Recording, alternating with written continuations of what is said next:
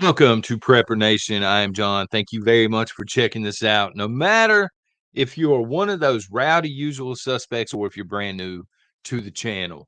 If you're brand new, number one, congratulations on finding the channel. Very hard to do this day and age with conservative prepping channels. And also, number two, welcome. Maybe consider hitting subscribe. So it's over. I hate to use such a phrase. I really do. Um, but at the same time, I need to kind of portray. I'm in a pickle here, son. I need to portray how serious of a topic this is. And I'm a little fired up. And I do apologize if I go ranting this morning. But anyway, I will link this down below in the video description below in case you missed it throughout mainstream media and all this. The Colorado Supreme Court has ruled against President Trump, former President Trump, whatever you want to call him, whatever you choose to call him. They have disqualified him from being on the ballot in Colorado. Of course, this is going to be taken to the next level, right? He's going to escalate it, and he'll appeal it. But the only place to go from here is the U.S. Supreme Court. So the future of the presidential election in 2024 is going to the Supreme Court. And I got to be honest with you, that kind of pisses me off a little bit because the courts should not be deciding this election.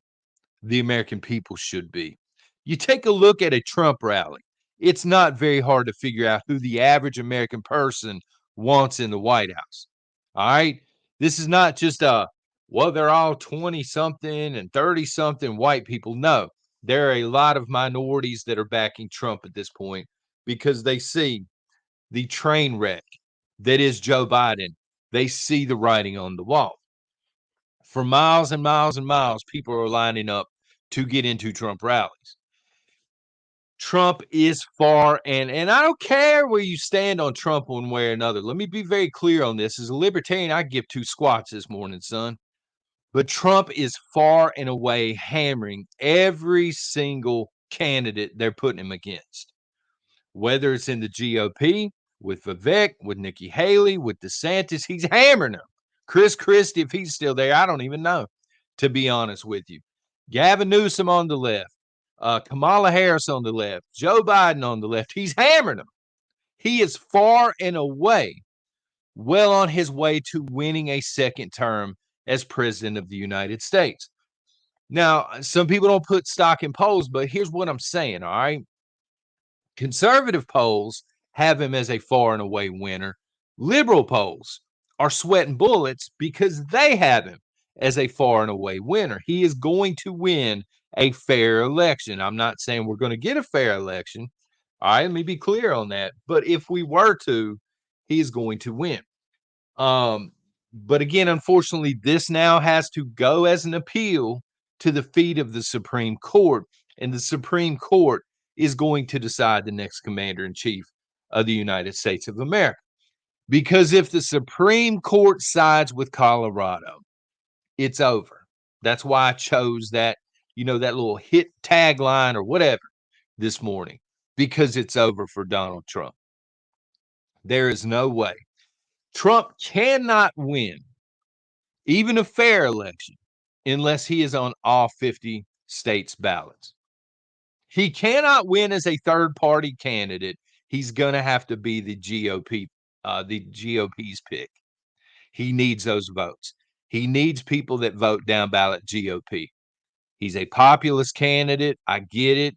And I don't have anything wrong with that, to be quite frank. But look, here's what the GOP, they've been very quiet, by the way. The GOP hasn't said much about this other than Vivek. I'm going to give him a little credit because he said to Colorado, if you're not putting him on there, don't put me on there.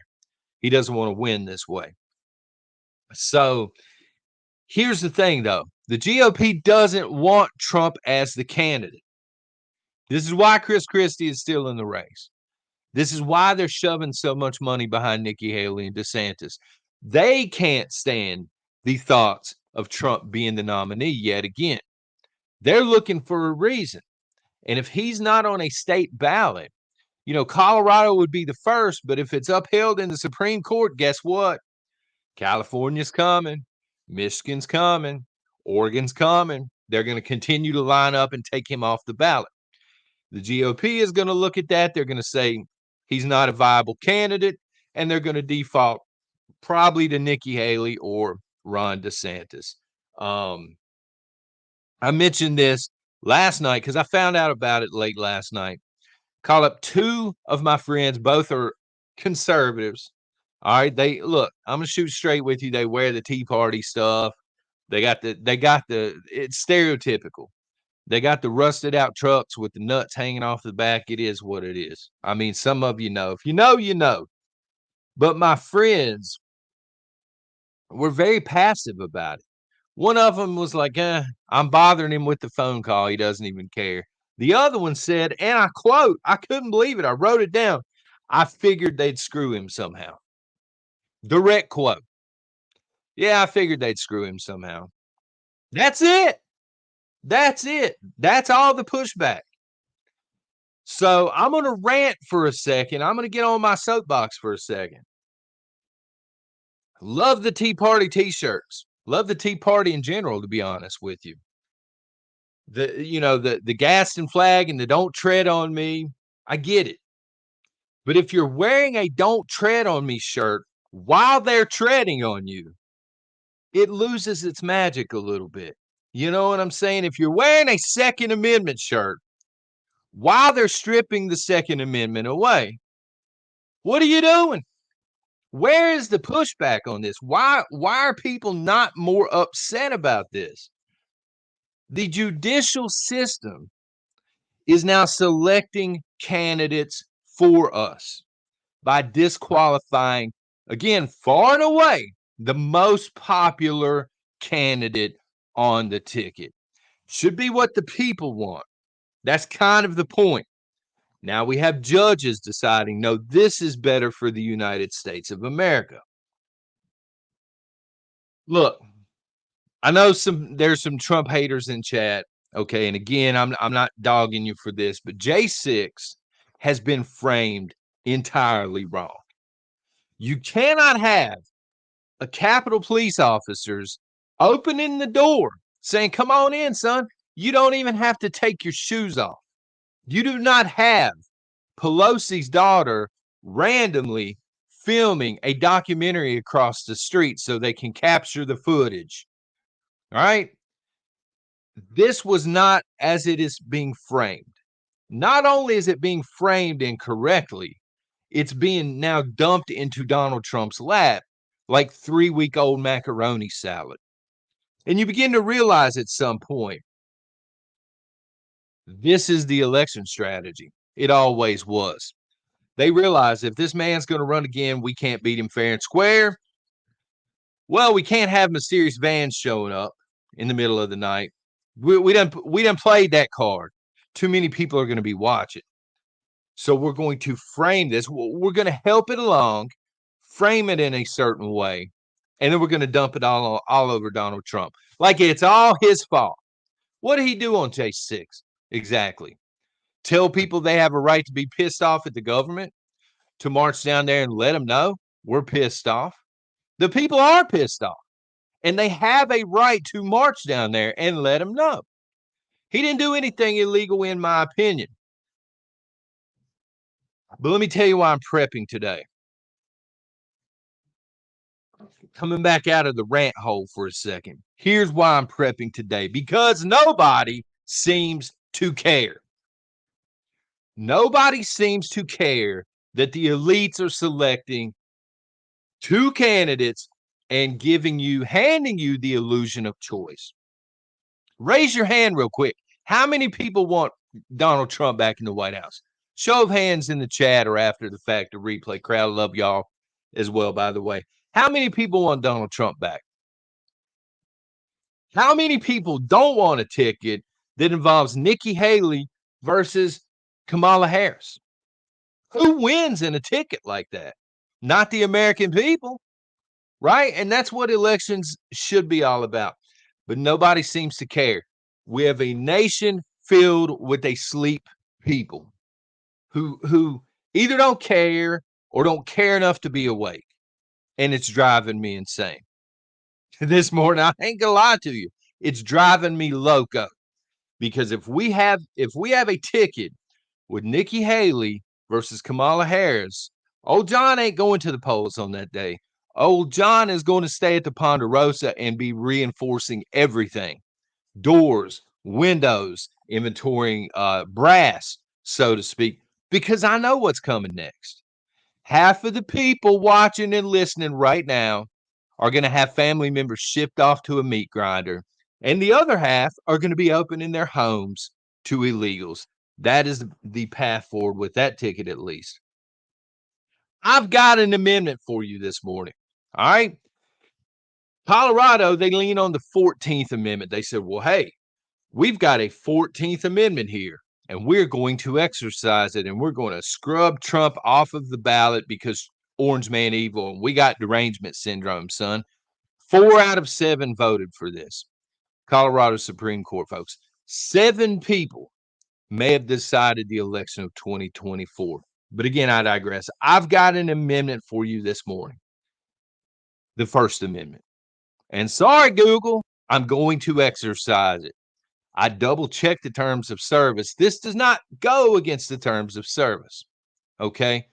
We have the right to peacefully assemble and talk about maybe, I don't know, a new political party, because we need one.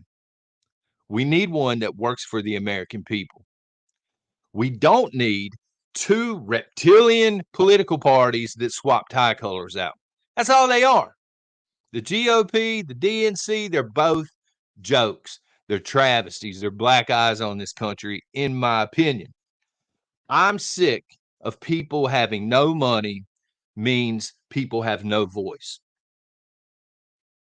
When you get right down to it, you look at lobbying and you look at how much money is spent on advertisements and how many people are corrupt.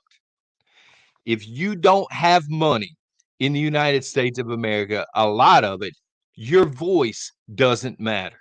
That's the message that is being sent out, in my opinion. Now, people are going to disagree with that and blah, blah, blah. But I'm telling you, if you don't have money, you don't matter.